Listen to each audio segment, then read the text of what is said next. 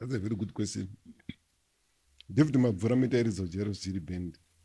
Pane pakambosungwapo matavira akaenda kujeri David Mabvuramiti baita song. Baitoita very popular song. Friend yangu airidza dhesi koko ainzi Ronald Mushaba.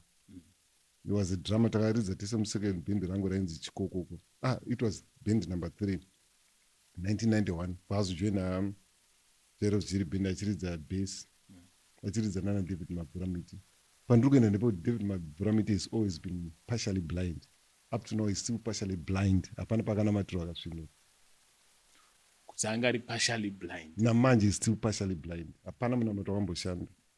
So the omission of the word partially, is it deliberate? He was partially blind before auya kuchechi. Namanje is still partially blind. Hapana chakachinja. Hapana munamato akambomusvinudza. He's still partially blind namanje. Ladies and gentlemen, Wamono Mukundu is too bold to say this. I've never thought in that line, but maybe.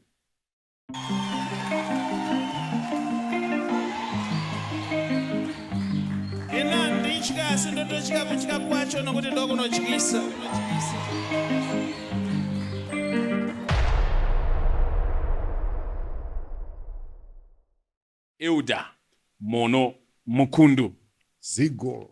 Murise. I've made it. Ndachedzwa paZigo. So I've made it in life. Munenge muchingo wa Chatozawana momzo wasara tomana I've made it ndashedzwa paZigo. Musatirire Mr. Mukundu varongo wa humble. Maybe you don't know, I've been your fan for a very long time. Akuba true apana. Ndichiri ngoridza ku gospel madesire. Kuba ku church. Istandiri vadiki. Sayoja. Born and bred. Born and bred. Ndimazvarwa wachechi unge kune maternity. Vaizonzi namai Guti ukanzwa munhu anoti ndakazvarurwa muchechi mubvunze kuti muchechi mune maternity wing here. Hapana munhu anozvarurwa muchechi because I think vanhu vakakurira imomo vakaberekerwa moti handine kamuka entitlement kandi handinapo. Even madheza ndakatanga kuuya kusukuridza muchechi. Bhozi ndakabva magitare emusekela kanchecheche. Vangu vakakurira muchechi vainga nekamuka kutasira pasi so tainzi vakomana vebhendi. Vakomana vebhendi. Bhozi vanga vazvarwa muchechi saka ndo vanga vari royal priesthood.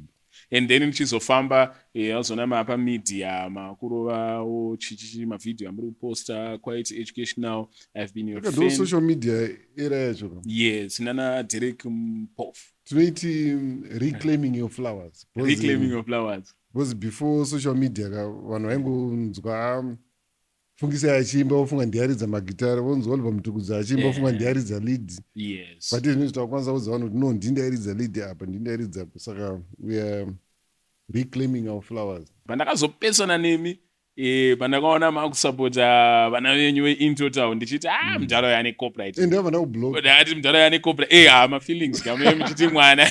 Andimona. Inini ku social media manje I don't mind munhu akanonditukira kwake uko. Yes. But ukaya pangu ndokublog. Ndakanotice unenge not let me protect my feud andimona. But papa ndaitoita question and ndaingofeel kuti mudhara wako. I've been following him for some time and I like the consistency yake. Ndikufila unge angobhendawo the will mbijana to accommodate heritage yake. What's that the issue? Music industry in a ecosystem. Yes. In a way that it operates. Some ecosystem in music industry kune ma composers. Kune ma musicians. Pama band kune ma original bands, kweta ma cover bands. That's how it is worldwide. Muno music industry muno muZimbabwe yakatanga kuma 1930s. There was a time a mom story in original band muno muZimbabwe. Every band was a cover band, including Thomas Mapfumo, Oliver Mutukudzi, James Chimombe. System Tazvida, everybody was a cover band. Those are kune maband akaita wana UB40 ku UK. Ukaenda ku America kuno not the Western world yes, kuno to nema cover bands anongo cover one band shit. Kuno to nema Rolling Stones cover band, ma U2 cover bands. What band runs U2 rere? Vandu vakatosvika muarea vakaona vanhu vanovatedzera macover artists vayo. It says vanotowashedza kushow kwavo, vanhu vandoenda kushow kwavo, votonovajoin on stage. So doing covers is part and parcel of the ecosystem, but there is pane nzira yadzinoitwa kunzi muridzi wemusic yacho anobhadharwa sei kana kuti anokombanzirwa sei. Samuno muZimbabwe vanhu vasati vanatsonzwisa copyright law, including mamissions acho ndosaka uchiti ukauya ukangoti murubirwa munhu angonzi urubirwa munhu anongovhunduka unotanga bhozi anenge asina information but zvine masystems kuti muridzo wemusic anokombanzitwa sei and so forth kana paine nguva ndogona kuzokutsanangura kuti zvinofambiswa sei. Even some of the artists vanonyorerwa ndinoti Michael Jackson Thriller asiri yakanyorwa yakanyorwa naRod Temperton ono ukatarisa right now pana anonzi Chris anonzi chiko ndakanganwa zita rake he's from Sweden, Max Martin anonzi Max Martin, he's from Sweden. They are the top composer right now ku Western world, ari pa number 3 after John Lennon and Paul McCartney.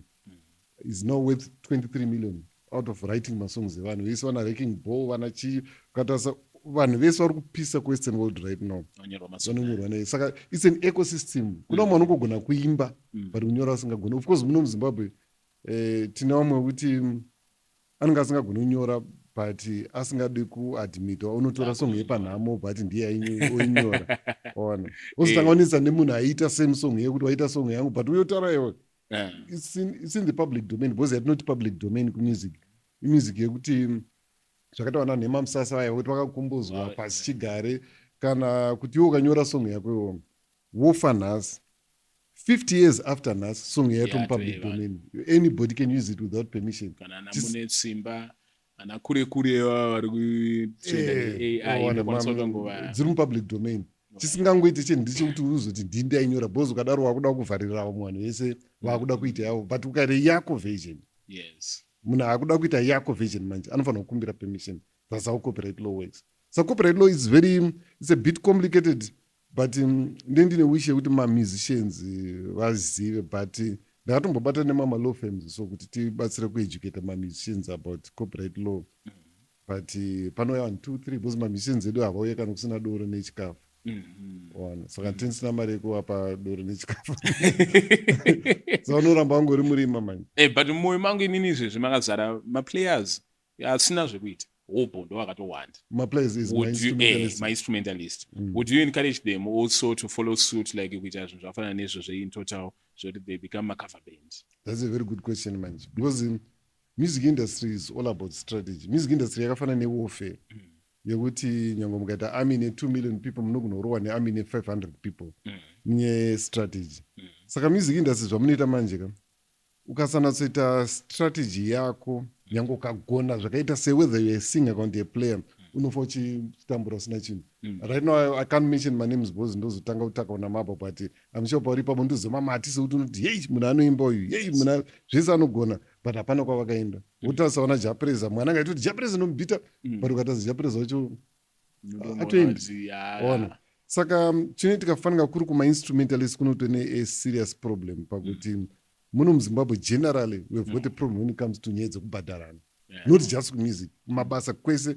Ndotone imwe song yandakamboita so yandaitaura kuti muZimbabwe hatigoni kubhadharana chichichi tingatombonetsa nemama-CEO also mugroup rimwe randiri nema-CEO so as an instrumentalist manje ka panoda kutsvagwa maways ekuti ungakipe zita rako relevant sei ungaite leverage sei. Pane word rinonzi leverage muchirungu raire kuti a certain advantage yanoita yekuti unokwanisawo kuita sei kuva uine elbow exactly nowana manje. So inini manje through ndaona kuti leverage yandingaita manje ka I need to study music zviri deep, the theoretical side and the practical side. That's why chinoti ukatarisa catalog yemusic yandakaridza magenres ese aripo because music ndakanatsoidhoma zviya zvekuidhoma the practical side, theoretical side, the academic side, the musicology side zviya zvekuti zvinozoita kunge pride raya but game raya ndakanatsoridhoma. Saka ifanira kuti every band randaipinda ndaibva ndasikuita a core a part of them ngezvia zvekuti kundidzinga kune kuchitonetsa although ndakazodzingwa zvangu kwatuku but kudzinga kune kuchinetsa ona so zvakanipa leverage and then also to regenerate or to recreate yourself kuti ndakatanga ndichingoridzira vanhu from there vanotanga kuita session musician from there vanotanga kuita music producer from there ndabrancha ndakushezwa as a speaker kuma-events chichichi saka unenge uchingoramba ungori relevant. That's why you know there are very few ma-instrumentalists asiri ma-band leader ma-instrumentalists of my age vachiri muindustry there are very very few. Yes. So it's all about strategy. It's all about strategy. How would you describe yourself semunhu anoita nezvemusic or an artist? First of all, I'm God's favorite guitarist. God's favorite. Mwari anakirwa neni usingaiti. Akaconfirm. Yeah, ndongozoti anakirwa neni because handimunetsa vana kuti ndikuda chii apa anyway, that's just a joke. Yes. I'm a multi-instrumentalist, meaning kuti ndoriza ma-instruments akawanda. Because muzvinonipa leverage futi. I'm a keyboardist, I'm a bassist, I'm a mbira player, I'm a marimba player, I can play the flute, and above all, I'm a guitarist. And I'm well versed in my genres akasiyana. That's the musicality part. And then I'm also a music producer. A music producer. Yes, and an author. So that's my description.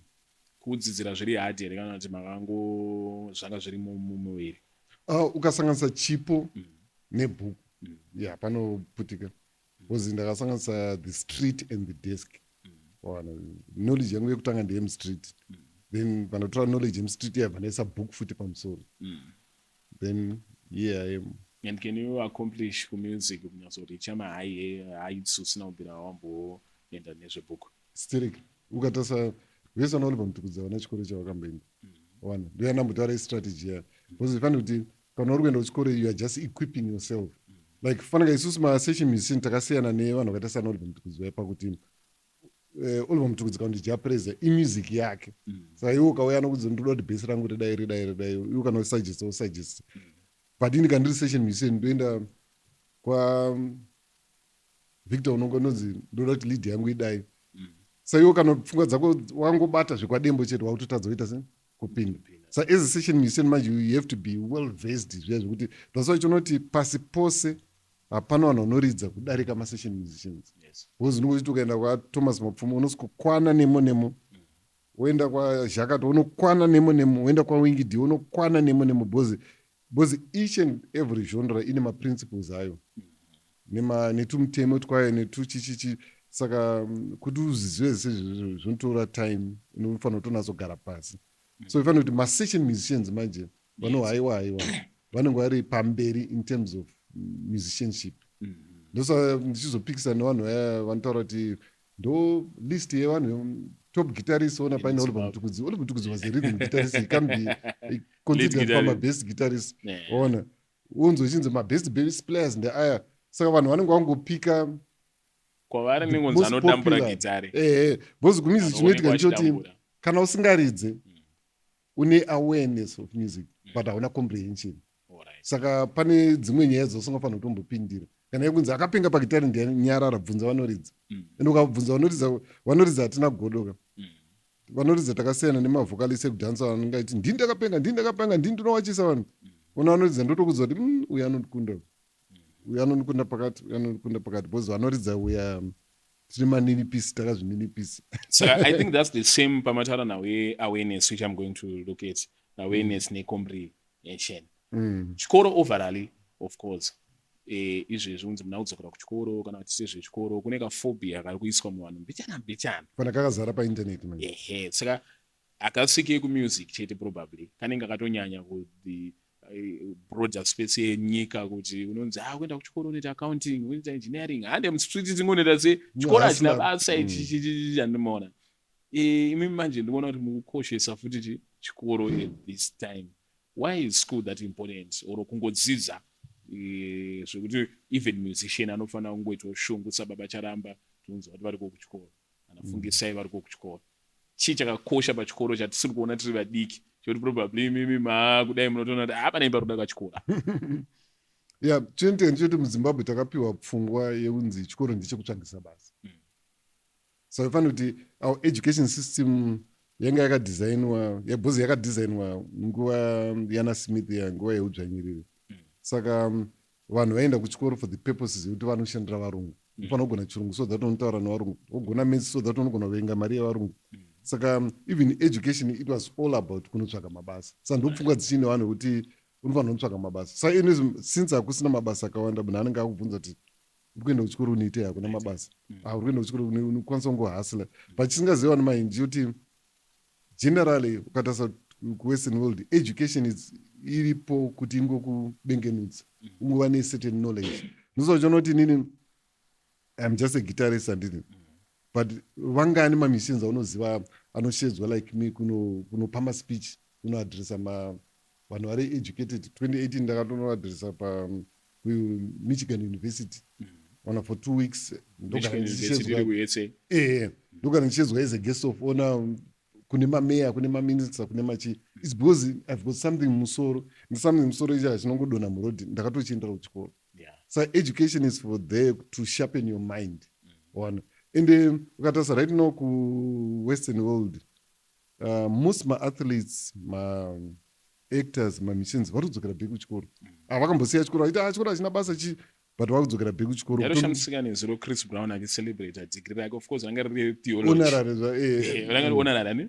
I think honorary, but pane vakatonogara padesk chaivo.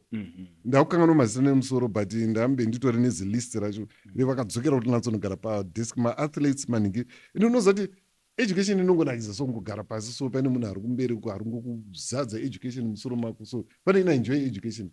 Zvoti even kana ndichigara patv mazuva anokwana masmart tv kaunongosarudza wega payoutube, I enjoy zvinhu zviri educational. Kana from knowing ngoziva kuti history kuDRC history yavakamira sei, okay, Patrice Lumumba akaurayiwa gore rakati, vairohwa kuna Mobutu Sese Seko, ichi chibva zozidai. Izvi zvino it stimulates me kungoziva whether zviri music industry or not. Zvoti I don't enjoy my movies because I know they're just for entertainment. Actors vakangobhadharwa mari yangofana neWWE. Yes, wrestling ndita hasha kuvakanzwa kuti ndefake. Nambo yangu zoambuya muzodziva itoti iwe tisakani. Vachifunga rimwe pamwe munhu ari kuwrestler ari kutowanzwa. Not knowing kuti it's fake. Pamataura nawo yecomprehension yekuti kana uri guitarist unoziva about guitar, then munhu asiri guitarist ari aware, comprehend, ari aware. And I think zvino apply futi even kumusic, kuti vanhu vanoteerera music, vanhu vanokonsuma music, they just know kuti kune song yaHulengende yakaproducwa naWizkid, song inonakidza. But munhu ari musician anonzwisisa kuti nei song iyi ichinakidza, song iyi chichichi madynamics ameno whatever that will be happening. But chakapenga vanhu vasingaridze manje ndo the best people to ask kuti song inonakidza here or not. Ona ukabvunza isusu manje tokunyebera manje kuti tovhingwa nematechnicalities ndokunoonekera kunzi yei wanzwa zikodi here, wanzwa zikodi progression here. But the ordinary mai vari pamusika havazivi chinonzi chord progression. Saka unoda kuzoti song inonakidza here or not, bvunza vanhu vane awareness yemusic vasina comprehension. The ordinary people in the street ndo the best people to tell you whether music iri bore or not.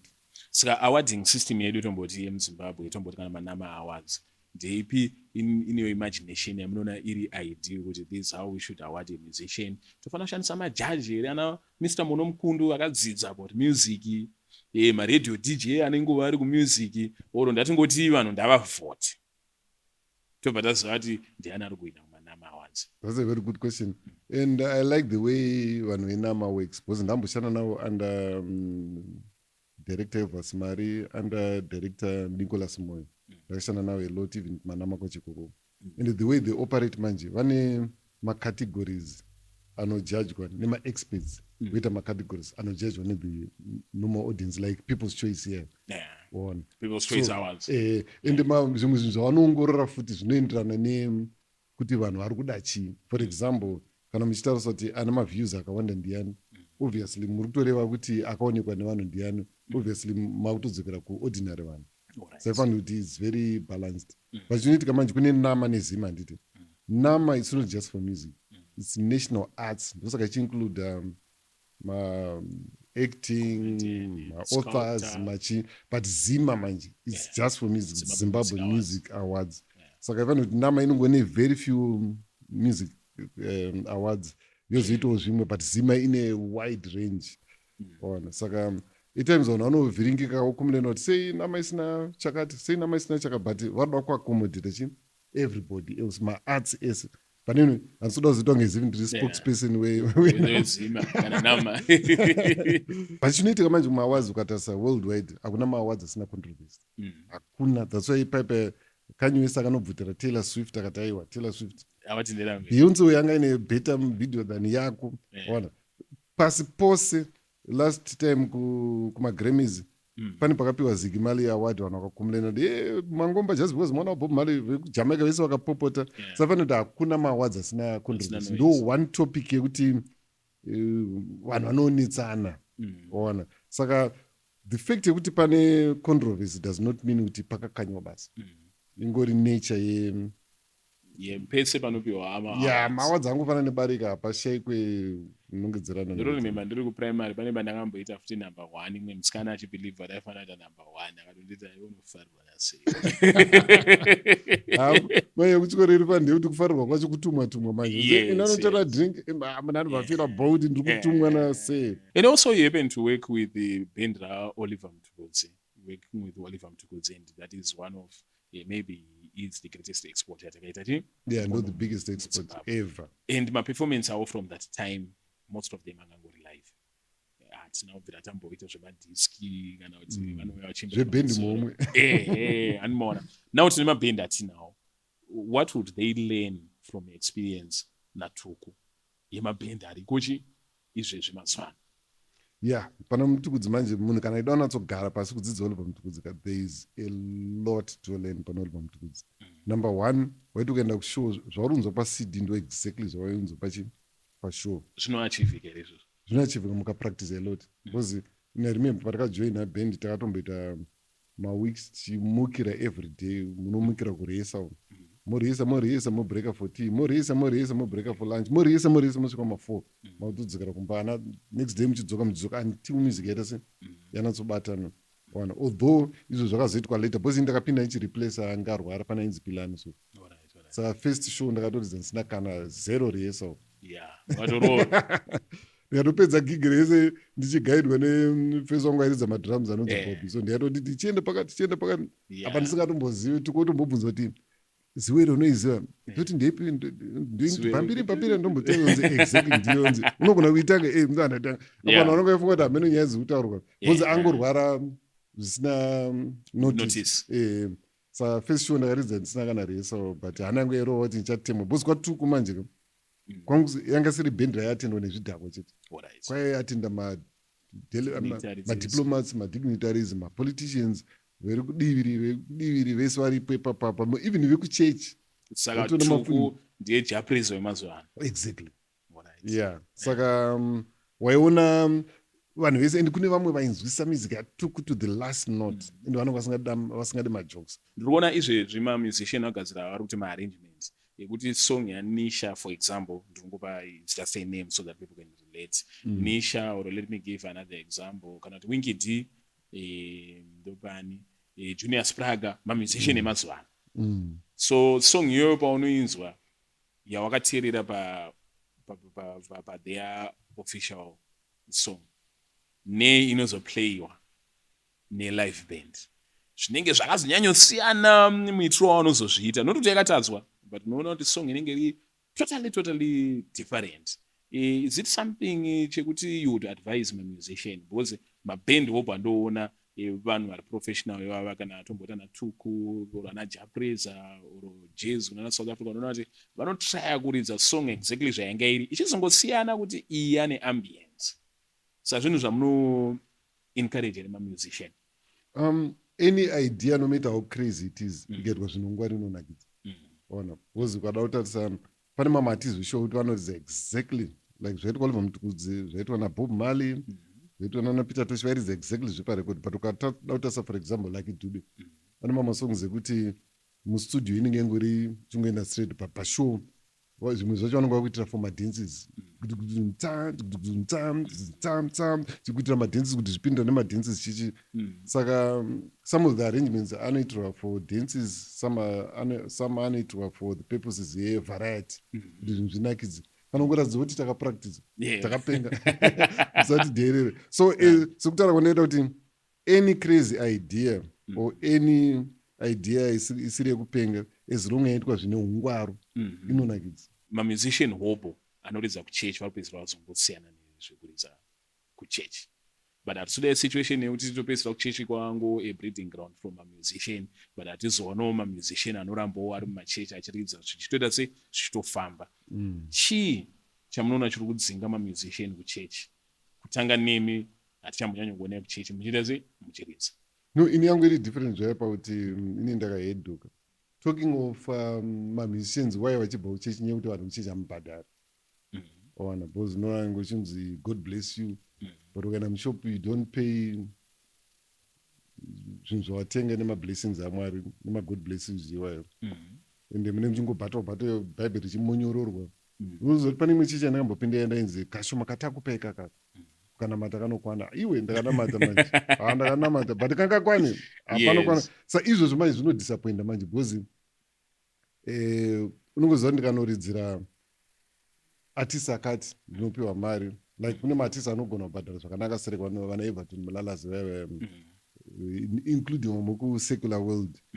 Because even treatment chairespect ndisingazive zvinezvi kuti kuchechi kwamira sei because ndane nguva ndisina kuenda but madhezi andakapedzisira nekumashure pane kamwe kadisrespect kaingopiwa mamusicians. So I remember ndichitaura nababa Zex Manasa vachitaura kuti pane time yavakarara vakaripedza kuridza late then vapedza usiku hwese vachitravela kuenda to another location yandichazotanga iri Karibheri. Saka munhu wese anga akaneta achikotsera pavakasvika vakatosvikira neservice but service yatanga vamwe vakomana vachiri vakarara mumota bhozi varara vari parodhi noza parodhi panenza kukotsera but hanzi munhu akasotanga paridza atanga kuti vanhu vemagitare muri mhombwe vamakatorara mumotikari umo. Saka vanhu kumachechi mazhinji vanongofila kuti munhu wemagitare anogona kungotukwa hazvina basa anogona saka unoziva kuti inini pandiri pana ndiri baba infact ndaasekuru pandikunotonzi munhu anogona kutobata maiki pamberi pechechi kutotanga kutondidressa down in front of the church. Vakomana vemakeyboard manyai imagine ndonzi mukomana inini ndaasekuru ndonzi mukomana. So pane kamwe kadisrespect kari kumachechi so kari serious. And I think kana kutotangira pakutoti vanhu vemakeyboard vanogariswa kuseri uko and then lead musician ogariswa apo handimaona. Saka kadisrespect ka unoziva kuti munhu wese unogravitata towards kwaunorespecta. Because ini pandakatanga kuuya kuchechi ndo one thing ndo the first thing chandakatanga kunotisa because ini ndaiziva kuti ndichipinda ndaigara kuwadzana ka pane bhawa rainzi Fountain Blue baso. Saka pane bhendi rairidza rainzi Dende Maro. Ona saka ndaiti masandisi ndisina zvokuita ndongopindawo zvangu ndonzi mone mbouya pastage. Saka vanhu pavakandiona once or twice or thrice vangotokumbira kuti ndinoita sei ndimbonoridza. Saka after ndaridzapo for some time ndaiti ndichingopinda mubhawa whether kune band or not madhara aiti uri kumwa chinhasi ndakutotanga kutotengerwa respect. Unoziva kana uine chawakabata utoona mudhara mukuru kwauri ari kutokubatira ari kunoisapo chichichi asharing ndazotanga kuenda kuchechi manje iwe vakomana magitare hamuna mate vakomana magitare muri mhombwe. Saka unoziva kuti as a human being you gravitate towards where you are respected. And varume tagara tine ego ka and ego is not demonic, it's natural. Saka you gravitate towards kwano respect. Saka inini madhezi andakapedzisira kuchechi ndakatopedzisira ndanotooneka mukarebellious spirit so ndakureacta towards that disrespect yekuti panonzwa mvura ndemafundisi chete naumwe achikotsera wangu asingaparidze but ndanjiridza gitare pese apa nomvura pamara hausikupihwa njani. So that disrespect iyo ndinodzinga vanhu kumachechi because munhu anenge achiridza muchechi handiti achipiwa that disrespect then unoridza club ona muCEO wekambani yakataura kuti mbana uri kumwachikupa mari pastage. I remember pane imwe gigi randakaitenda ndikapiwa mari yakapfuura yanga ichabhadharwa bhendi rese yongokandirwa chete so mukana ungazoenda kwauri kunzi mhombwe mazaudzokere. Ende totoona vasikana vanenge vachidiscouragwa kuchechi kuroorwa nevakomana vemakeyboard asi ukaenda in secular places ukataura story yapastor haisa vakarambwa nemabhebhi 2 or 3 vachinzi ungaroorwa nahaisa ungaroorwa nemunhu wemagitare 2 or 3 ende vasikana vacho vasingafurirwe navanhu vemurodhi nemafundisi fellow pastors. Ona saka pakadaro imagine kuti dai vakazonzi pamuka gepe rekunzi vakunoridza pahotel yakati ubva usvika so uchiskopiwa red carpet. Unoziva pane a certain amount of respect ine zvidhakwa towards my musicians so yekuti it's comforting, it's loving. Once wangogona chete ingowaridzira zvaunoda kuona unotreatwa with so much respect. Saini pandakatanga kuuya kuchechi that was the very first thing because ndakatanga kuona vamwe vaitorova chaivo zinya pamberi pechechi chacho pwa mamhodzonzi munhu waMwari vane tuhasha savanoda kuandastendwa Sa inini handidi kuunderstand. Nge-instrument anisinangarowa. Bronzi. Song ndeimanye. Sesong isiri manye pwa pamberi pechechi. Vanhu utoona kunge zviri normal. Sa iwo manje waabuse handiti. Ndiwo wakukanselewa kunzi understand the abuse. But kwenini ndoda kuunderstand kwako. But the good thing about me manje knows that I've always been a straight talker. Pese pansina kufara pese, whether it's a pastor, whether it's an elder, whether it's a boss, wese akanitseka kunzi ndakamudza. Each and every one of them in point form number 1 anofara neapa number 2 and with respect futi bhozi hazvidi kutaura wagumbuka manje unozorasa muromo. Sandota ndakapeta muswe with all respect. Being a straight talker zvinonyanya kudiscouragewa musociety yatiri because zvinoassociatewa nekuva negative. Unenge uchinzi uri munhu ari negative. Munongoziva, we are encouraged to be positive, we are encouraged to ignore zvimwe zvinhu zvinenge zvichida kukorektwa. Zvakakosherei kuva a straight talker in this day and age at a time yaunogona kupisirwa kunze ungori ne-negative character? That's a good question. Ndakaona kuti murudzi rwedu utori correct zvishwa ndosaka kuine tsumo zvinzi hanzi hamuguti unopiwa nyerere. Hanzi kunyarara kunokunda kunyarara hakukunde kana chinhu one. Chinokunda zvese kutaura kubuda pachena. Wenda atonotisa kuti even pakushanda pamabasa chepo bosi akakutadzira ukasamuudza anopfuurira mberi. Ende tine habiti yekunzi hanzi zvandakaita na Zigo anofara nazvo but unzi wamuudza here hanzi but azviono ndandakagumbuka. Wamuudza here handina kuti azvangu but haini zvekutaura ndidi haini zvekutaura ndombozvida here ndandakangonyera but azviona mai unoziva kuti anongodaro asina kuzviona anodzoka usikopamidza futi wotozopedzerwa nestress. Ndosaka muculture medu tinewo mwanhu wekuti unoona munhu achingofamba ega achitaura so angambodaro so akutorwara nepfungwa niye kuti wakatakura zvinhu mubrain mako. Inini belief yangu ndeyekuti munhu akanditadzira ndisandagubuka ndokuudzai point form kuti anofara neichi even wanorekodha kustudio chaivo apotsa kuimba ndomudza direct kawana zvinobasa kuti basa kwakuri CEO kunoku hakuna superstar kunoku. Saka the importance yekutaura ndeyekuti unosara usina bundu ende hauite BP.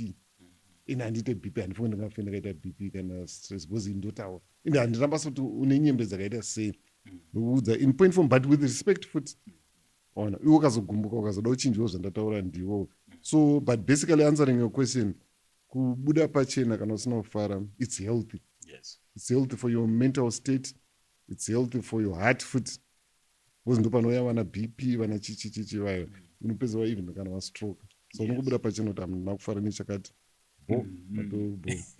Hanzi kunyarara kunokunda kutaura but kuti uzwa kuti hapana zvazvinombobatsira because takatogadzira tsumo but unoziva kuti I think kuti zvinhu zviya zvakauya nevarungu handifungi kuti before varungu tandine maproblems ayo because pane tumwe tunhu twakaunzwa nevarungu takatozoona kunge culture yedu kana yekunzi hanzi mukadzi anogara kumusha murume achishanda mutauni tonga akaroorwa nemombe because varungu vasati vauya waingogara pamusha pako nemukadzi wako kana uchinovhima waingovhima wodzoka pamusha kana uri murimi ungochingorimwa wodzoka but varungu pakauya vakabva vati varume vanogara kumasingle quarters unzwa zita racho single quarters then vakadzi vobva vagara kumusha then munhu upota chiende ndokutotanga kwaita chifambiko. Also kuti vaitodiscourage kusetwa up kwemafamilies because as long as you are single and you are earning uri kufanira kutongohura because hauna family yako padhuze ibaba. Ona ndoengatori because varungu they are very strategic. Havangoiti chinhu isi tisi tinongorikana kuti pacha ukatarisa even mastories emupapa dzeuko vanotogonotora 6 months vachingostada nzvimbo so kuti vonobasei vanoita 6 months kustada panhu paachanoba 6 minutes. But why is it varungu they are different from us like even pamukutaura pakuba when they are organizing a robbery even when they are doing something criminal they do it with precision, detail, they are scientific. Havangomuke ngoti regai timbongoita pickpocketing havo vakangokula down wongouya kudai wabatwa. Why is it varungu vari different in form of governance, in form of kungova organized zvikoro zvavo zvese? Isu vanhu vatema tinenge tichingoita nge we are just below average.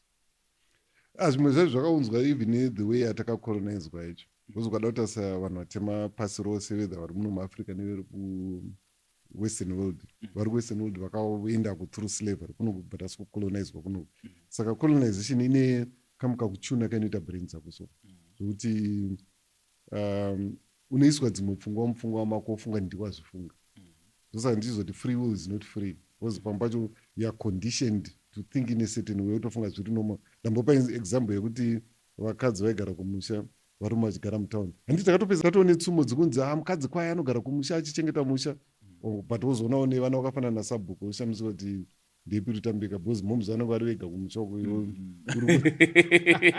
sabhuku anenge akukuchengetera kamwe nekubatsira kukudza mhuri yako. Zvimwe zvacho zvakauya through colonialism neslavery because colonialism neslavery chimwe chinangwa chavo chanchii chekutotidzikisira that's why inoti even maheroes edu because chimwe chinhu chinokudziridza vanhu kuva nemarole models kuva nemaheroes enyuwo varungu zvimwe zvavanoita manje vanotonyeba pane mwana anonzwa naking Arthur anga akapenga efamily sword rakadai wachizoita zvakati hakutorina munhu akararama anonzi King Arthur they made it up hakuna nokuti muno muzimbabwe isu patakatanga kuenda primary school taidzidziswa zvana Julius Caesar anga akapenga anga ine husi rake raikura ega vamwe vese vanga vasingakarikura vana Napoleon chichi but tisingaudzwa nezvambuya Nyanda that's why these days chaivo pakaiswa statue yambuya Nyanda vanhu vakatopopota kuti hey that's idolatry but she's a hero hazvina basa kuti ainamata chii she's a hero. Napoleon vanomubhiga uko but he was not a Christian aitotsvinyira chikristu like the same people vanenge vachitongoti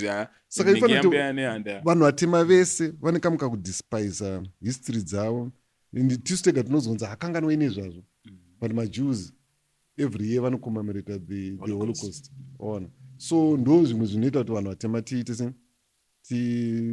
tisasvike pamalevels evachena even pamari chapo that's why tichiita zungu kuti ukabata mari uda kuti vanhu vaiswa kunamate splasha mari ushandisa urombo hwevanhu secontent tichiona saka I think most of it zviri kubva from slavery and colonialism. Mamuchiramba muchitaura about nhau dzekueduka issues to do with faith izvezvi takatarisa nema-issues to do with faith muno Mukundu chii panhau dzine chekuita nekutenda nhau dzekuita nechinamato zvinhu zvine chekuita nemweya. Muno Mukundu is just God's favorite guitarist. I don't believe in any religion. I believe to Mwari aripo. I believe that there is a higher power but handizive kuti higher power ndimwari one here. Is it a council? I don't know. I just know kuna Mwari. But what I've noticed is every nation and every tribe around the world, they use their imagination kuti maybe Mwari akadai maybe mamuslim vakati maybe zvakadaiwo then vakapedzisira vana naMuhammad anotaura kuti aiwa I'm the last prophet jani vese asingatendere tinomuuraya chingodaro. That's why we have over 2,000 religions around the world, over 2,000. Saka, in other words, people created God in their own image according to mabhilisa tribe yavo. That's why you're not even kuma Muslim kune maSunni Muslim kune maShia Muslim kuma Kristu kune Pentecostal kune Protestant kune maCatholic kune bozi munhu wese arongotry kushandisa his imagination bozi ino vanhu vandino respect mascientist mascientist kana vasingazivi chinhu vanogadzira anonzi mahypothesis tiri kufungira kuti maybe zvakadai on then votanga kuexperimenta towards that hypothesis but manje vanhu vereligion anonga yaona kuti right Mwari akanoitisa nhumbu mukadzi waJoseph saka mwana wacho anonzi Jesu saka toyezo. It seems like the greatest enemy is science, religion. Yeah, and one of the greatest enemy of religion is information. Why? Ukatasa before vana Martin Luther vanhu vanga vasingagoni kuverenga kwanga kusina printing press saka vanhu vaitobhadhariswa mari dzezvivi dzekuenda kudenga ainzi indulgences vakatovakiswa St. Peter's kuVatican uchitonziwo unogona kubhadhara chivi chausati waita unogona kuuraya munhu unzi uraya munhu kuti aiwa remember ndakabhadhara mari unzi uverenga kuti oya akabhadhara saka you can go. Saka they made man out of it until Martin Luther manje azoti zvatiri kuita zvazvi mubhaibheri mani chichi saka bva pazogadzirwa printing press vanhu vese vakutanga kuverenga kuti Martin Luther angari correct ndikutanga kuita maprotestant chichi they were protesting against the Against Catholic Church. against So I found it one of the biggest enemies of religion, it's information. And ukada kuti say iye zvinezvi time yatave kwane internet, information yakufamba even faster. That's why ukadaenda kuEurope right now, machurches mazhinji ama-empty halls, mama autotinwa into maclubs. Uzonokuona kuti ha, imi vakuverengawo manje. So coming back to the original question, I don't believe in Christianity, I don't believe in Muslim, I don't even believe in African traditional religion. Vanhu vazhinji vanofunga kuti kana wasai chikristu wako chivanhu handiko uchiwana ikoko. Plus vanhu vakaona muine ngere wood vanhu vanongoassociate anything chingori wood that's colonial. chivanhu. Because macolonialists akadzidza kuti everything African is demonic. That's why muchechi namanje hapana anodzidza mbiri. Saka it's conditioning yatakaitwa nevachena pavakauya because vaida kutoda kuparidza vhangeri ravo. Saka vaitoda kubvisa spirituality yatantinayo is Africans voisa chinhu zvavo. That's why wakasiko discourage everything African. Ini pandakatanga kuuya kuchechi, I'm one of the first person ini naPax Matenga aigara kwamutaruka ndiairidzira pastor Isa. We are the first two people kuridza gospel nemagitare echivanhu chematraditional kidhodho nesungura ini naPax Matenga. Vamwe vese vakazoteera mumashure. Ndoza ndakambodzimirwa gitare kumanhingirini kune mama churches. Glad tidings yekumfakosi yakandidzimira gitare because of maridza ndaridza vairidza tose dzvamuto indandauya nabrother Sam ndichiridza makeyboards. Saka mufana vairidza vaindiziva vabvongoita excited muno mukunda ari panapa ndamboyamboridza gitare varuridza tose dzvami ndausoti kidhong vandoona kalaini kemaelder kakananga kumixer kuchechi hakuna backline saka kana watodzimwa kumafront of house zvatofa kuti kugitare rangu zita pandatozongodzika pastage chingopedza zvakanzi guys musaridze zvemunyika ndati zvemunyika ndezvipi zvakaitwa kana country ndikati country kutoridzwa mubrothel kuAmerica right now. Saka una vanofunga kuti vaifunga kuti kana music iri country fana zvanhu zvakaita freedom semweya ndo yakadonha kudenga, but country Dolly Parton is not a gospel artist. Mabrothel kuAmerica kune chitoridzwa country. Soft rock iya inoidzwa nana Hillsongs iya ndo the same genre inoidzwa na U2. Saka tangopiwa pfunga yongofunga kuti everything African is demonic. Unataura kuti mimi muite zvemareligion and all those type of things and munobelieve kuti Mwari ariko, there's a superior power. Zvinokupa here moral standard kuti munokwanisa kurarama here pasina religion? Can you raise a family pasina religion muchitogara munyika iri peaceful, society iri peaceful, muchingoti no kuna Mwari ari kukudenga? Very good question. And kuChina havana religion. They don't teach religion. It's actually illegal to teach religion in China, but they're peaceful. Japan, the only spiritual aspect you want to teach is karma. Period. But of course, kuna Buddhists, but largely it's not a Christian nation. Japan is not a Christian nation. It's not a Muslim nation. One I want Shintoism. Shintoism is more of a philosophy than a religion, but they are peaceful. Do you know that Japan? Takutaura nyaya yekureza vana yekukondishina vanhu munyika kuti vava vanhu kwava. Ndifunga kuti kune nyika inopfuura Japan. Do you know kuti pavaenda kuworld cup yekuRussia ndo vega vanga vaine mafans aiti bhora rapera vaenda kundotsvaira pavanga vakagara. Timu yavo yebhora yadyiwa, haina kuita zvekuramwa zvekuita utsinye. Vakasiiva cleaner changing room yavo bvavanyora a thank you note bvavadzokera.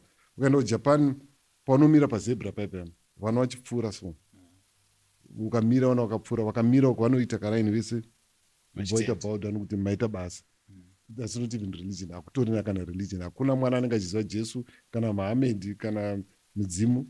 So kuti vanhu vaite right kana kuti vanhu vafambe zvakatwasuka, it's all about kuti vareizwa zvakaita sei. It has nothing to do with the religion. Bosi ndikufunga uchidriver kudai uchiti ukasvika pazebra vanhu vari kupfuura ubva wakuti thank you. I think uchinodriver utori more conscious. Zvinotokurudzirawo. Zvinoti mumaschools chaiko havana vashandi vanotsvaira. Vana ndovanotsvaira. That's how they're trained. Marara chaiwo mudzimba. Kune dheri rinonzi ndere maplastic. Kune dheri rinonzi ndere zvakati. Kana zvigubhu zvemukaka zvezve. Usati waisa mbini unotanga wachigeza kuchikuchusa chochena marara anenge atori mumba bhozi anenge akachena. Then musi wemande madhodha bhini ari kuya arisingotora maplastics, musi wetuesday arisingotora mapepa, musi wechitatu zvese zvine order. Hakuna chikristu, hakuna chimuslim, hakuna chivanhu. So it's all about kuti mwana areizwa sei. So mamorals emunhu haanei nechinamato. Number 2, ukada kutarisa munhu uchizvarwa pachako wega unongotora nemacommandments ari musoro mako wega unoziva kuti chakashata you don't need kuti munhu apfeke zembe riri fani nezigauni kumberi kubva kuudza kuti kuba kwakashata wega unongochitoziva so kuti kuba kwakashata. Right now inhanzi mukristu but bvunza vanhu vese vandashanda navo ndikapromisa kuti ndiri kuya ndinouya ndinosvika on time integrity yangu iri in place but handisi mukristu. Vanenge vachiti mavalues akainstillwa in you pamamuri mukristu. That's a very good point. But inini manje ndisati ndatotanga kutoenda kuchechi ukabvunza vanhu vekumba kwedu vanototaura kuti amai vangu vaitaura kuti ukasiya 10 cents patable ukaona paine 9 cents radona kana Clive anga ari ega bhozi sara mucharo ndainzi Clive bhozi ndakatokura ndichitozikanwa kunzi handibe. Ukasiya 10 cents patable ukaona dzaa 9 cents first funga yako inofanira kutaura kuti radona. Ndo makuriro andakaita ndotozika mumufamily medu nenyaya integrity when it comes to nyaya dzemari whatever. Chikristu ndakazotendoka musi weTuesday 20 June 1994. Yeah, ndobona. Years later. So ndosandotaura kuti it is everything to do with how munhu is raised. Mungozamazano vana they are not being raised, they are being maintained. Saka vanhu vangofunga kuti kuchechi kwega ndokunoninga but mafundisi mangana akabuda ine maskando. First of all ndambotanga ndapindura waingoibvunza in passing. Unzi God's favorite guitarist kuti vanhu vanozoti sei uri zviti God's favorite guitarist. Ndinozviti God's favorite guitarist because handinetse Mwari. Handishushe Mwari. Handimushushe kuti Mwari ndikudawo chakati, Mwari ndikudawo chakati. Mwari angoseta masystems kuti mukashanda so unokwanisa kuita bho zvatovharana. Hazvinei kuti unokumbira Mwari because maprayers hashandi. Tine vanhu vatakanamatira cancer vakangofa. Vanhu hobho vakanamata vachipinda mubhazi racho vakangobheuka still. So it doesn't work. So handinetse Mwari handishushe Mwari.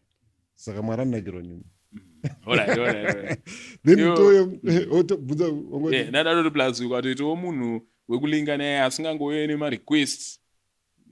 Ungade munhu kuti every time afona utozoti ndimono aitsoga zaruda mari ona. Unonakirwa kuti ndimono ndofunga kuda ngonzwa ndiri sei. Aringopfurone pano. Ona mapandingwarira kuheduka. Aiwa ndingwarire ndagara nevanhu vasingade zvaMwari pano. Namwari tiri bo. Ndosaka muri favorite. Religion uko ndosaka nditori favorite wake but kuma religion kozonzi Mwari akaitisa nhumbu mukazi waJoseph. But iye Mwari kaanoida religion. Mwari. Hapana anoziva. Bozi zvese zvinotaurwa about Mwari ma-assumptions nema-creations evanhu. Andikanyenzaro paBible. Bible risakanga rakanyorwa navanhu. Harina kudona Bible harina kudona udenga. Bible rakanyorwa nevanhu. In fact pane anonzi Baruch Spinoza akararama 17th century. Ndiye one person akatanga kunatsofumura kuti bhuku rere vanhu vakanyora. Number 1 akatanga kubvunza mubvunzo yekuti imi mutaura kuti Abraham anga ine macamels. Patime yakararama macamels anga domesticated. Zviri kubva kupi? Imi mutaura kuti mimi Moses ndiye akanyora the first books of the Bible. But ipo mabooks amuri kuti akanyorwa naMoses ndo pari kutaurwa kufa kwaMoses. Anganyore nezvekufa kwake sei? Ende pari kunyorwa pachinzi gwara karizivikanwa even up to now. Zvichireva kuti munhu ari kunyora at a different time achinongedzera kuti up to now. Kana una numbers unotombonzwa Moses wacho achiti Moses anga ari munhu anga akazvininipisa kudarika vanhu vese panyika. Haungazvinyore uchidaro. Saka ndiye the first person akatanga kubvunza mubvunzo kana kuti imi mutaura kuti Abraham akabva kunyika inonzi Ur of the Chaldeans. Kwanga kusati kwane vanhu vanonzi maChaldeans. Mutaura kuti apa akasangana nemaPhilistines. Kwanga kusina vanhu vanonzi maPhilistines. Saka kwakabva kwatogadzirwa biblical module runonzi historical critical method yekustada zvinhu kuona kuti hapana anonzi anzi vanoti maanachronism ekuti unotaura kuti mbuya nehanda wakasvika pamba pachaminuka vaona chaminuka ari paWhatsApp kwangu neWhatsApp iri nguva yamune kwangu sina WhatsApp hanzi saka anonzi maanachronism yekuti munhu ari kunyora ari muna 2026 onyora zvinhu zvakaitika 100 years ago but asina information kuti zvanhu zviriko ndezvipi zvanhu zvisiko ndezvipi anogona kuisa zvimwe zvinhu zvanhu zvisiko nguva iyo zvova zvaratidza kuti hazvina kunyorwa nevanhu venguva iyo zvakanyorwa nemunhu uku saka zvinonzi izvo the old testament iye yakanyorwa after the babylonian capture after vaenda kubabylon ndokwa vakanotora even here the 10 commandments here dzirimo munonzi the book of hammurabi rekubabylon even concept yegehena chaichai kunzi kune gehena ukatarisa kumashure uko kwainzi kune shiwo nokuti vanhu vanenge vakazorora but all of a sudden pakatanga kunzi gehena and yainzi gehena yacho futi word kutoti gehena racho it was a place yaitwa machild sacrifice kuisrael the valley of yanzi gehinom here amene whatever ndaukanganwa the proper pronunciation kwaitwa machild sacrifice because maisraelites aitoita machild sacrifice patantabva nekupi zvendaukanganwa aiwa matendera neni ndopata ndichitaura kuti tandichibva nepekuti god's favorites tikabva tabva tati kuva munhu anozviti ndonamata kunoita kuti uve better than everyone else. Vanazopa example yekujapan. Inini ziko muChristian.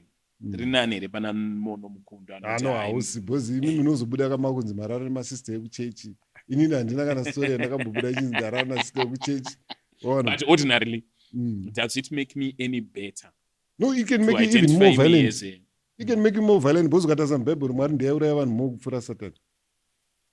Bible. Especially Old Testament, God was just angry. Ndofunga patakazoenda kuNew Testament, ndofunga angaenda through counseling ameno. Patakazoenda kuNew Testament. But Old Testament he was just angry achingoraya vanhu. Pane vana vakauraya kunzi vaseka munhu ane mhanza. Elijah, one of the prophets between Elijah. But how can you kill kids? Then kuJericho, pawakatendera masungo eJericho, pakadona unoziva zvaweda. Wakapinda mukati bvaunora even babies. Wakamboona kamwana kacheche. Imagine uchicheka kamwana kacheche musoro. Pane hondo dzakaitika kuIsrael dzichikudzosera mumashure. Pane ya AD 70 pakaputswa the second temple pepe. MaIsraelites achirwisana neMaromans. Vakadzingwa a number of them vakabva vatiza muIsrael.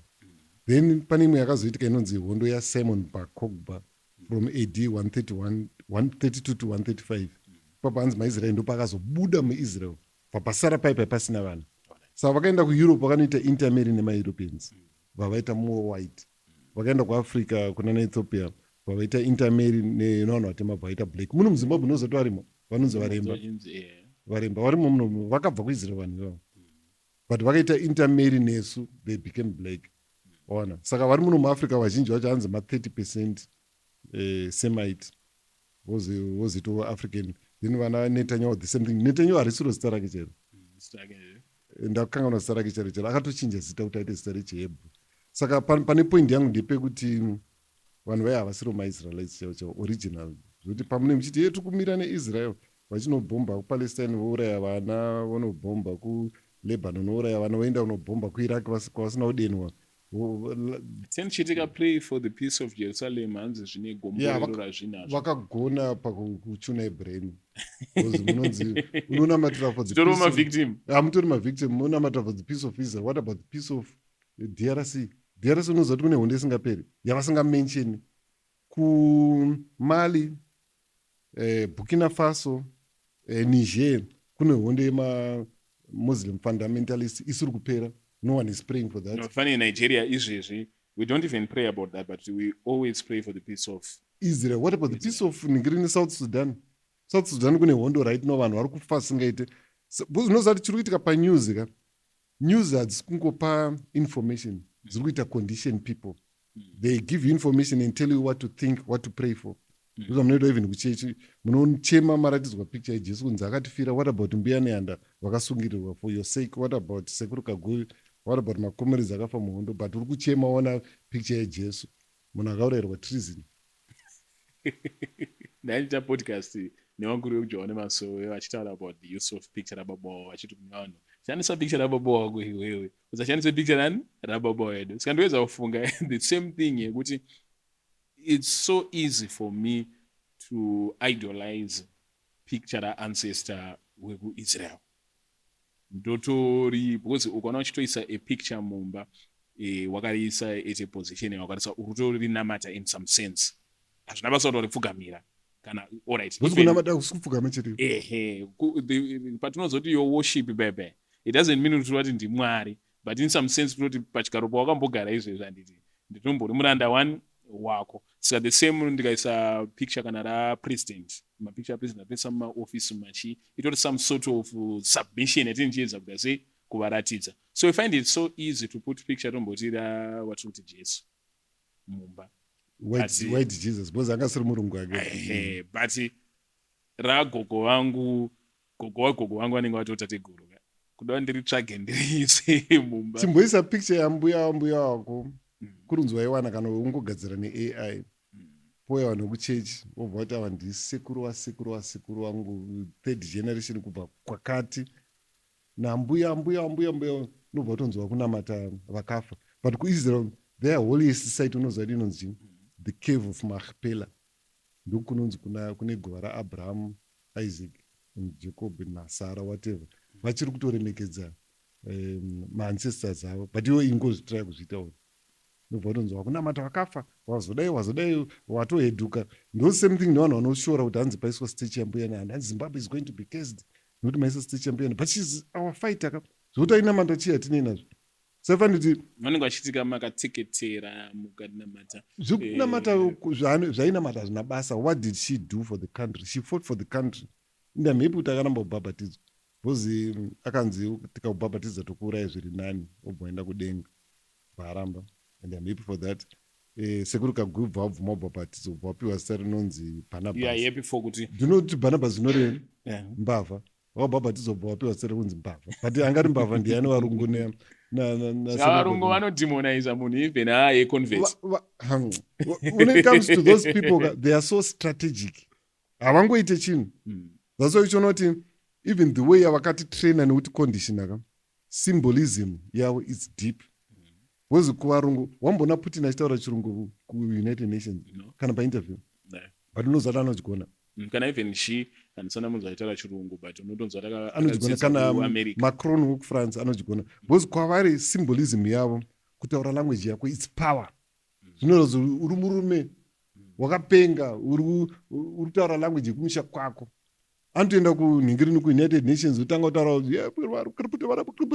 paine munhu ari kutirukira Arab nations nyango inenge iri nyika isina kudevelopa zvokudaro vanonotaura but pakazoya Trump manje vakutaura vari tu manje utonzwa chirungu chakubuda kuti aizvo samunhu anotaura chirungu. Pane mumwe weBBC akaenda unoita interview Vladimir Putin, hanzi Putin bati vanhu vese imbobudai dambotaura tiri tu zvatikaita.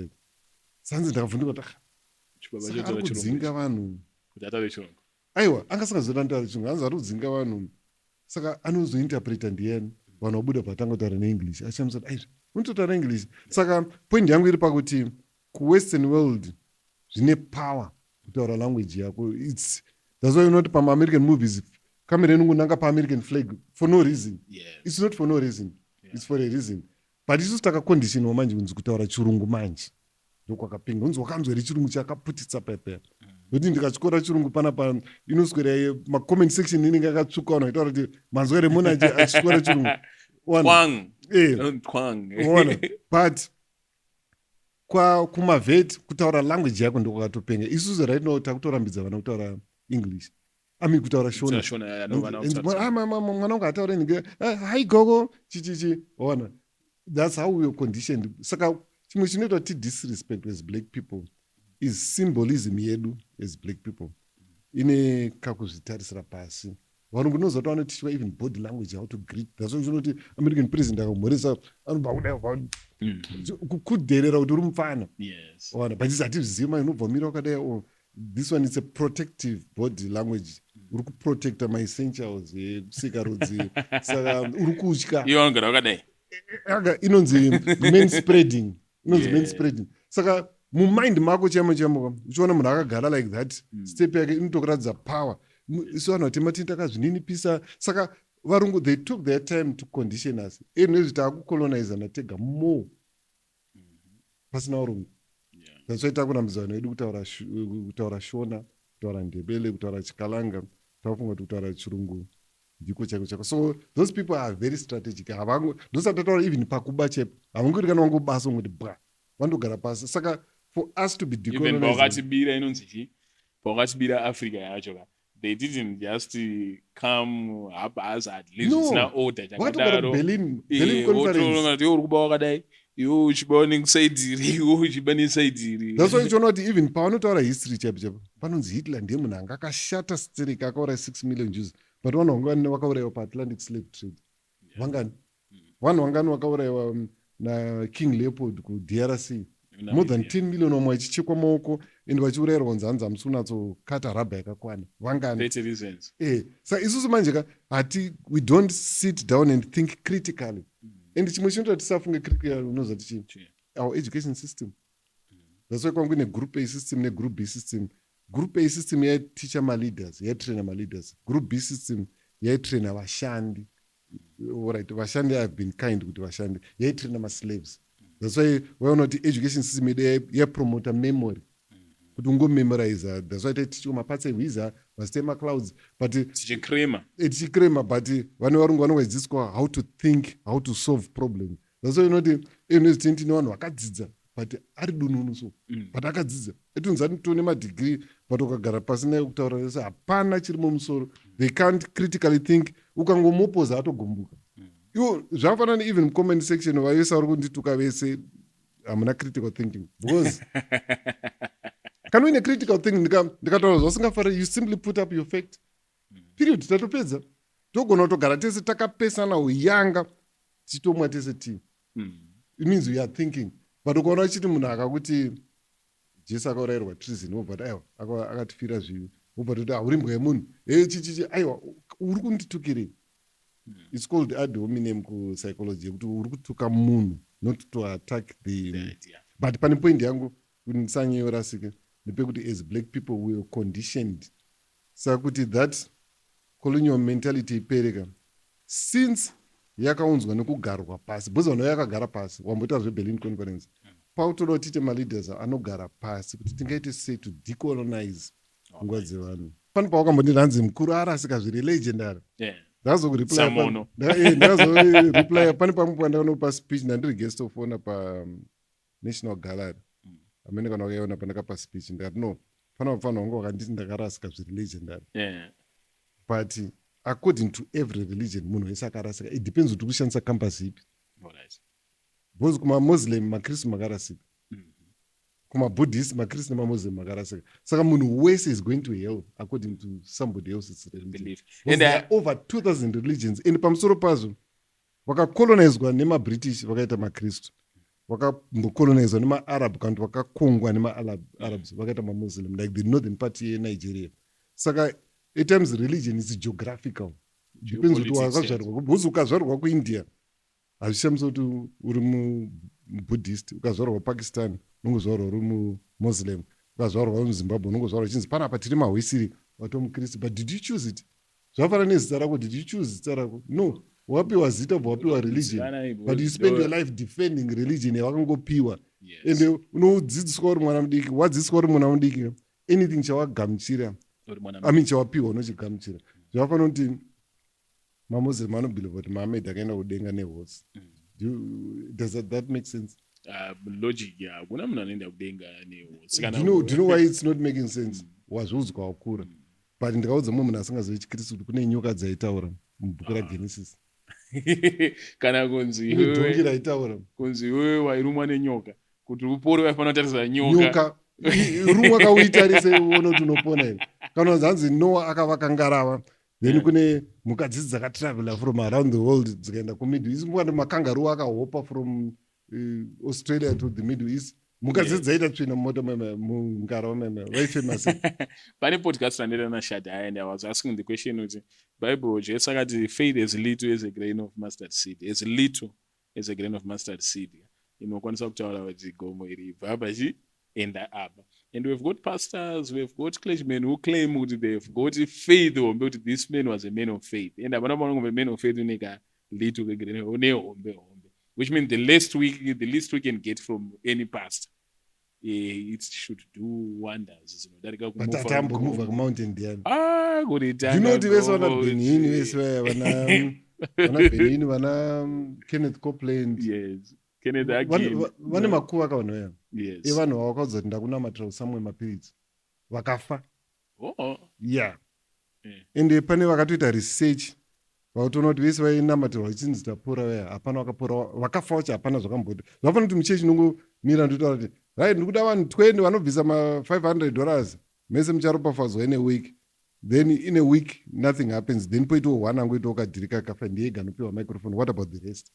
They call it survivorship bias kupsychology. But now how do you reconcile manje real life instance yekuti unenge nevanhu vakada sana David MABVURAMITI yekuti probably paconference yacho mutoripo paanga achitanga ari bofu ukaenda kujairo zichiri otona marecords ekuti anga ari bofu maseka onzwa achiti baba Guti wakandibvisa manje maglass mandatanga kuona zvinhu zvedu zvinokuprompta kuti uchiti hey, I may not understand these things but there is something spiritual about religion.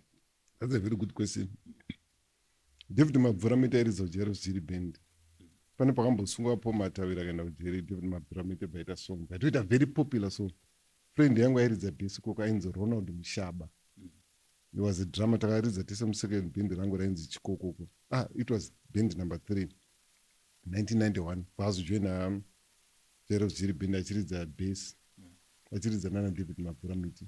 Pandiri kuenda ndipo David MABVURAMITI has always been partially blind. Up to now he's still partially blind. Hapana pakanamatirwa akasvinura. Kuti anga ari partially blind. Namanje is still partially blind. Hapana munamato akamboshanda. So the omission of the word partially, is it deliberate? He was partially blind before auya kuchechi. Namanje is still partially blind. Hapana chakachinja, hapana munamato akambomusvinudza. He's still partially blind namanje. Ladies and gentlemen, Wamono Mukundu is too bold to say this. I've never thought in that line, but maybe ndozvinotoitika kune vanhu hope, because to be partially blind is to be blind, but to remove word roti partially, he's still partially blind. Namanje hapana chakambochinja. Unoziva kuti hanzi hakuna vanhu vanonyeba more than vanhu vari overzealous about religion. That's why you know kuti musi weSunday nguva yematestimony yayo ndo Hollywood yemuchechi. Vanhu vanenge vachinyeba.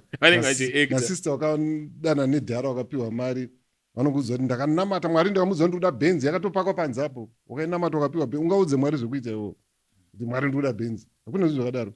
Saka maprayers hashandi chinhu. Dai shanda muhospitals musina vanhu. Maingoenda kamunonamatira vanhu vese vobuda.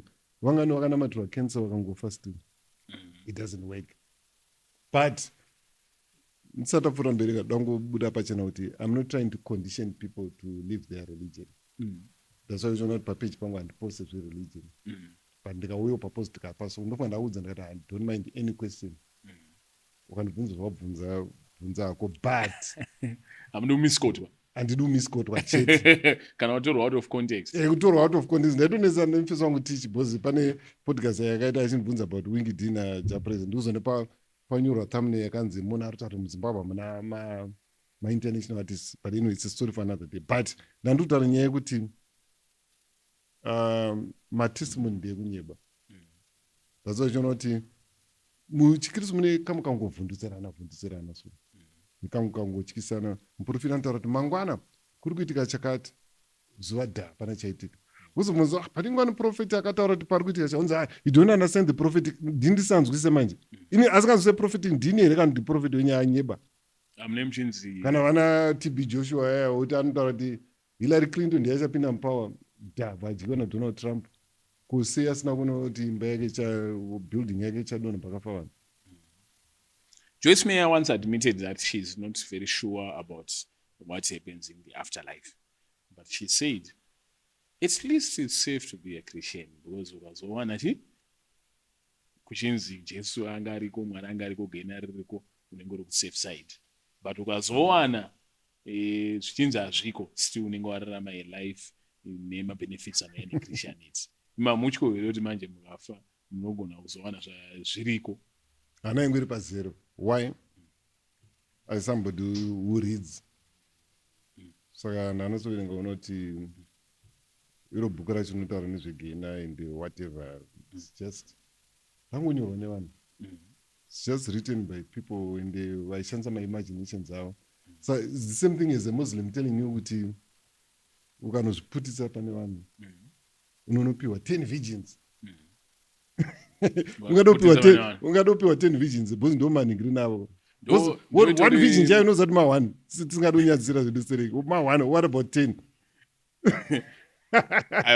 They take pride in divisioning girls. Yeah, tese we take pride fana isi wakaroora vari mavision, but pane point yangu ndepekuti mamuslim vane belief dzavo dzekuti ukafa unoenda kudenga kwavo unopiwa mavisions kana why can't we say kuti mamuslim could be right saka ngatijoini chimuslim, mabuddhist could be right ngatijoini chibuddhist, because every religion ine zvayo zvainobelieve. Ndosaka paipa ndambotaura kuti everybody is going to hell according to somebody else's religion. Saka toteera ipi yacho, right? Because there are over 2000. So I think it's safe to be like me. Ungosiyana nazvo. Mukoma muno sababa munhu akaita sei semubereki? That's a good question. Because tinozoitawo vabereki kamangwana. Hausi mubereki? Ndimubereki but wekamwana akatukutuku, saka totara patozosvika kuti vana vezvezvi I saw you were celebrating with my son bought his first car, you know those things. Mubereki andimona. So mono sababa munhu akadii? Yeah. I think I'm a very good father. Because there's a difference between raising children and maintaining children. Most people these days are just maintaining children. Stop it, Tanaka, stop it. Stop it. Yes. Then next time also mwana wedu yanga sunga South Africa yama utanga kuzhamba it's because of how you raised mwana. Because mwana anoita romba zvinobaswa pane mari or not. Mwana anoita romba rine mari. So in short I'm saying kuti Mukundu is a father. The baba no raise havana I don't maintain them. I kind of score from grade 1, from crash to A level. Didn't ever drive every day to school. Drop and pick every single day. Now. And the times it's more important. And the things you pay is time. In the Pamsuro Pazo, one of the best gifts you can give Vanawako is Kudama Yao. Kisa mai wake uchimbo warova something akatarisa osekerera chichichi vanaonakizwa nazvo, because at times love yemwana iri attached to some extent kumufaro wamai vake, saka iwe uya kutaura I love you my son but aona mai vake achichema because of you. Vakadzi vacho vazhinji havadike. That's a very good point. Inyaya yekuti havana kurezwa zvakanaka sekureza kwandiri kuita vana vangu. Because vazhinji vakubatira maideologies like vana feminism in the radical feminism kuti all men are dogs, but ozoita mwana mukomana ozoita this is a prince, no it's a dog. Wamboti all men are dogs just like everyone. Just like everybody. Saka point yangu iri pakuti pakuroora paya manje you just need to be careful kuti waroora munhu akaita sei. Because vazhinji vari kuvhiringwa nemafirimu anotaura about love at first sight. Hakuna chinhu chinonzi love at first sight. Love grows. Chaunoona at first sight is last. Handisi kutaura kuti yakashata, but ine nzvimbo yayo. But when it comes to marriage, you need kunatsostanda munhu usati wamuroora uona kuti iwife material. Because mazebra akanaka but ndeye musango. Ukauisa pamba panozara matorisi. I'm sure you know kuti matorisi acho chii. Saka pakuroora paipa manje vanhu manjenjenje handina kutaura manjenjenje vakanaka suka vaisa pamba handinataura kumazisa, because pakuroora pa vanhu vazhinji vari kungotarisa malooks but magara asiri achareza mwana wako. Because pfungwa dzemunhu ndodzichareza mwana wako. Saka pakuroora you need to be careful, because chimwe chinoitika ndechekuti vanhu vanomix up things. Because as men ndinoti fambi tinodzida as men. Apa handisi kutaura kuti inini personal, ndingotaura as men. Fambi tinodzida, nzenza tinodzida, vakadzika matinovada, but fambi dzine nzvimbo yadzo. Munhu aenda kubasa kubulawayo ane nzara, ada kupedza nzara, haangatsvage musikana ada kuendesa kwatete kana kumasofa kwenyuza yoje. Anotsvaga munhu anongomupa sevedzika 1 ndo nzvimbo yake. But kana kuti wauda kuroora, uda kukanda pakicheni, wakutsvaga munhu akaita akadzikama. Saka my point is pakusarudza apa. Chinhu chikapinda wrong place hachinakidzi. Masokisi mufiriji anganakidzi, but tingati masokisi akashata ipapo wakapfeka kana ari panzvimbo yawo bho. Saka pakuroora manje kune wife material wakadzi kuti ukaroora so even nyange ukazorwara ukachiitira tsvina hapana kwaanoenda. but manje vapfana vamazano vazhinji vanongonakirwa nemalooks, kafanta kayellow bone kekuenda nako papati kakakubata paruoko, so but uchingorwara akasipa ona because wife material mukadzi chaiche like vatakaroora isusu ndiva yekuti even ukazviitira tsvina hapana kwaanoenda because wangu inini aitobva from a good family. Baba vacho vakamuti ungadani nemunhu wemagitare akarohwa anti abuda ropa, so but akaramba akati maes ndiwa ndiri kuda ininiwo ndikazomurwirawo ntaraunga aitaura kuti ungaroore nherera zvine ngozi chichi bvandavarwa zvinonzi zvine ngozi kuroora nherera hamene udoctrine mntaraunga kuti anga akaiwanawo pepa sorry vana mudhara but hamene chii chakaitika but I don't know kuti doctrine anga aiwanawo pe saka takatonetsana mudhara because namudharaunga takanetsana ka2 achisiya magitare bvandaramba but siya mukadzi bvandaramba futi. Saka point yangu yanga iri pakuti pakuroora vanhu varongopika chero aringoita my mother told me to choose this one bwa watora pavillage bike bhasikoro rakwirwa nemunhu wese muraini andofunga wanzwisisa chivanhu chacho ipa but rinenge risina kukwirwa nemunhu wese rinongonange rikunetsa kuwana kana kuti unenge waunzwa kumhanyisana nevana vadiki. Good point. Pakuroora manjeka fana panyaya yotaura kuti vana vadiki vari mitomboita mistake yekuti at my age I'm 55 ndoni kwanda kudana nika 18 year old nosati kana uri 55 ukadana nemu 18 year old munhu yatori mukuru kwauri pakuti brain dzake dziri kumberi ndokada kutarisa vazhinji vanoziva inini vakura vakazoroora twana tudiki vakaregreta a lot. Saka pakuroora pese ka you need to be strategic. Ende varume hamunoti inde vatizorasika because vakadzi they are very wise. Hamunoti tingaiti wisdom here. Psychologists by nature. Kana uchikuroora natsotora time yako dzikama unatsoisa pfungwa pamwe chete. Unatsosarudza the right person unoziva kuti uyu munhu ndamudira pfungwa dzake kana akabho. But kwete munhu angonaka paface but brain dzakadhanganyika. Ndo yanambotaura mazebra yakuti mazebra ndeemusango. Ukarisa pamba panozara matourist. And matourist ndimo vari kwaziva ndikutaura. Ndikumaziva. Vanouya padeni pavo. Vanozara padeni. Kwakubereka wako big bulls. Ndichivhara ipapa panhau yevana. Handiti. A lot of people when they are planning their family, the only thing that's on their mind is the cost. And vana mazuva ano ama-cost center chaiwo kuti munyatsona kuti this is a cost center. And vanhu tinenge tavangotsvaga mari yekuchengeta vana. Mwana wangu ndomuda, how do you prove your love to your child? Ndomutengera PlayStation, mwana wangu zvese zvaanoda nazvo, backpack rake rakarongeka.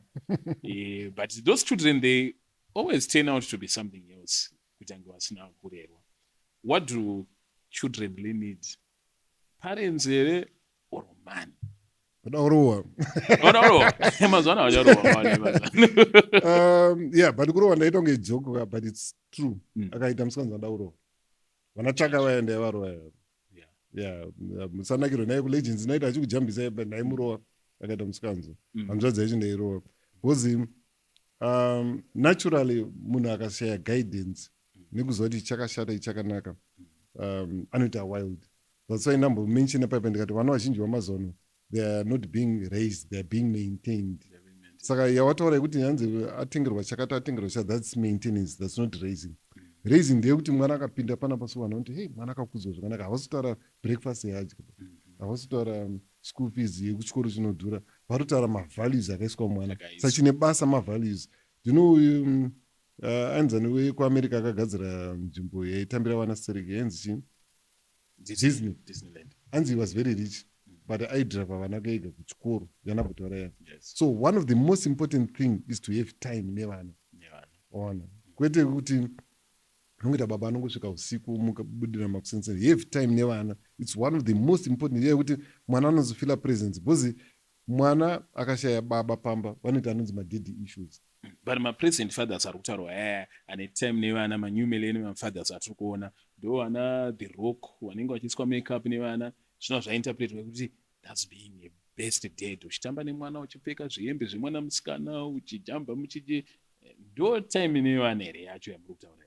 Vanhu vanozosiyana zvavo, mwana ndopfeka zvavo madress but nani bva ndakapfeka dress. Vanhu vanozosiyana but nguva nevana is very important. Because ukada kutarisa ndamboti mention nyaya yekuti kuna vanonzi vane ma-daddy issues. kuita vamwe vane maissues ana moms vashoma but vazhinji vane madaddy issues. Vada kutarisa munhu ane madaddy issues pane imwe yaanototi strength isiri strength, anenge achitrai kuda kufila gap rababa vangu asipo. Zvazo ichiona kuti kana ari musikana akakura asina baba ndiwo anodana nemadhara, atori attracted kune madhara chaiwo, 50 year old achidana neka 18 year old because atotrai kuda kufila gap rababa ya madaddy issues. Ukaenda kunana Jamaica, ndiri Jamaica 2024, vanongomitisana ende ikokoko munhu wechirumesa anofila kuti akapenga kana ine vana hobho. Ndine vana 15, I'm a bad man, I'm a real bad man, ndine vana 16 vari kuchengetwa here kana 1 vari kuchengeta, ende vese vanongoimba masongs ana mama, hey mama this why because akatizwa nababa, but iwe uri kutizwa vako vana futi. So but wekunana Jamaica nevari kunana States, I wouldn't blame them zvangu because yanga iri system yeslavery, because paslavery maslave masters aida kuti maslaves aimitisane stereke so that vanozvarirwa maslaves. It was cheaper than kunotora maslaves kuafrica, so vaiencourage kuti vaite promiscuous. Kwanga kutori nemaslave breeding yekuti vanhu vakaita sana LeBron James vaya vaipiwa vakadzi hobho, so that that's why unoti kuAmerica kune mazirume hobho. So vana LeBron James vaya vaito, not LeBron is such but it's an example. Tepe ono vaitopiwa vakadzi hobho, mumwe aitoswerera izvozvo. Pane mumwe aitonzi anga ine vana 200 every day, uchingomukira ungonorara nevanhu chete because varoda maslaves akaita se akasimba. So because of that manje ukatarisa maAmericans, maJamaicans, in fact vanhu vese vari kumaislands kweko vane kamukakusakoshesa marriage. So ona zvekuti the other time pane pandakaenda kuStates for the first time was because ndakaenda ku 5 times. The first time ndakaenda was 2003.